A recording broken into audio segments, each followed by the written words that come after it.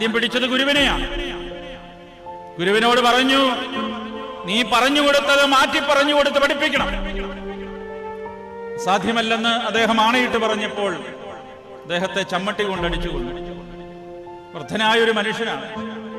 ശാരീരിക ബലമൊന്നും അധികമില്ല. കാരണം പ്രാർത്ഥന, ഉപവാസം, ജാഗരണം ആദിയായ കാര്യങ്ങളിലൊക്കെ നിരന്തരം ആയിത്തീർന്നിരിക്കുന്ന ഒരു വിശുദ്ധിയോടെ ജീവിക്കുന്ന ഒരു വൃദ്ധനായ ഗുരു അദ്ദേഹത്തെ ചമ്മട്ടി കൊണ്ട് അടിച്ചു കൊന്നു. ചില ചരിത്രത്തിൽ പറയുന്നത് വാളിനിരയാക്കി എന്നാണ്. അതിനുശേഷം മൂത്തവൻ മുതൽ ഇളയവൻ വരെയും ഓരോരുത്തരെ പിടിക്കുവാൻ തുടങ്ങി. മൂത്തവനെ പിടിച്ചു. അവനോട് പറഞ്ഞു, നീ നിന്റെ വിശ്വാസം ഉപേക്ഷിക്കണം, നീ പന്നിമാംസം ഭക്ഷിക്കണം. യഹൂദന്മാർക്ക് നിഷിദ്ധമായിരിക്കുന്ന